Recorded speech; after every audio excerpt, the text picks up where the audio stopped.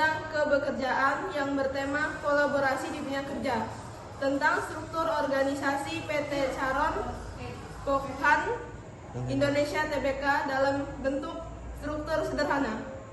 Di sini saya akan menjelaskan rapat umum pemegang saham, mengangkat anggota direksi serta menetapkan gaji dewan komisaris, menetapkan arah gagasan, langkah-langkah, dan tujuan jangka panjang bagi perusahaan, menganalisa pertanggungjawaban seluruh kegiatan operasional serta keuangan perusahaan.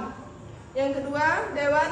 komisaris, menetapkan visi dan misi perusahaan, mempelajari, menganalisa, serta melakukan cek balansi terhadap seluruh laporan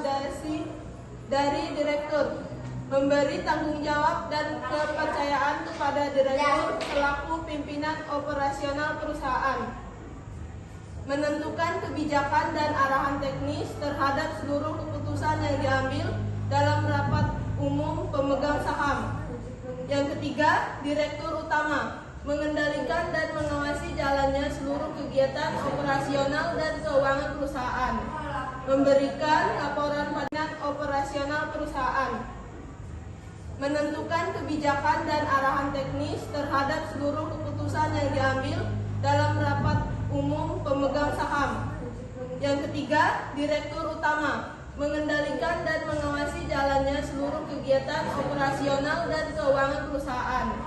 memberikan laporan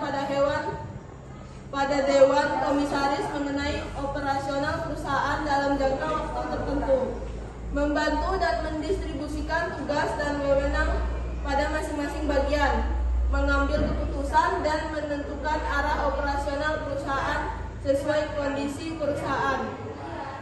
Yang keempat,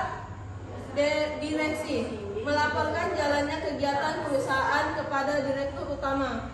menerima laporan dari masing-masing departemen sesuai dengan bidang-bidang masing-masing. Yang kelima,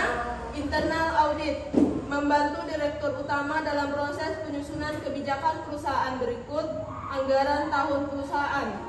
membantu direktur utama dalam melaksanakan seluruh aktivitas perusahaan dalam bidang internal audit, mengkoordinasi penyimpanan, pemeliharaan, dan pengamanan dokumen serta peralatan kerja yang dalam tanggung jawabnya. Departemen pembelian, mencari dan mendata nama-nama pemasok baru, menentukan dan melakukan pembelian dengan pemasok yang terpilih dengan mempertimbangkan pemenuhan persyaratan harga, spesifikasi, serta batasan waktu penyerahan, membuat analisa terhadap pangsa pasar dan menyediakan peramalan pembelian dalam memenuhi kebutuhan pasar, menganalisa pembuatan harga dan biaya, membuat dan mempublikasikan data harga, membuat harga pekan ternak yang baru, memberikan laporan kegiatan kepada direktur pembelian. Yang ketujuh, departemen produksi, memproduksi sesuai dengan kebutuhan permintaan, menjaga agar produk pakan ternak yang dihasilkan tetap menjaga mutu, melakukan perawatan terhadap mesin-mesin pengolah makanan ternak, melakukan pengaturan jadwal pengiriman pakan ternak kepada peternak, memberikan laporan kegiatan kepada direktur produksi. Yang ke-8, departemen sumber daya manusia, bertanggung jawab untuk membuat pendataan gaji seluruh karyawan, bertanggung jawab atas penerimaan karyawan baru dan mengevaluasi karyawan, menentukan kebanyakan pengembangan sumber daya manusia, melakukan hubungan dengan pemerintah, memberikan laporan kegiatan kepada direktur sumber daya manusia. Yang ke-9, departemen pemasaran, mencari informasi mengenai pesaing dan aktivitasnya, membuat strategi pemasaran secara global, memasarkan dan menjual produk perusahaan, melakukan promosi kepada peternak, memberikan after sales service kepada peternak, memberikan laporan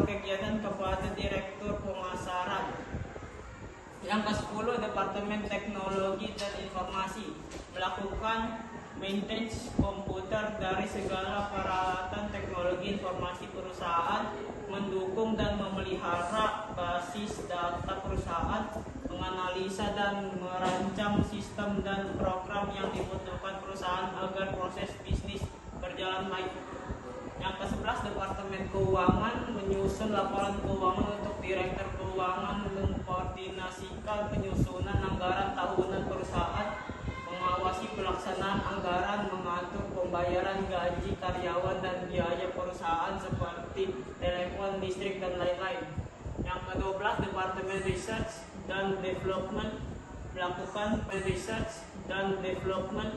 melakukan penelitian terhadap pakan ternak, mencari alternatif pakan ternak dan produk-produk yang dihasilkan oleh perusahaan, melakukan pengembangan terhadap produk-produk yang dihasilkan perusahaan. Sekian presentasi dari kelompok kami.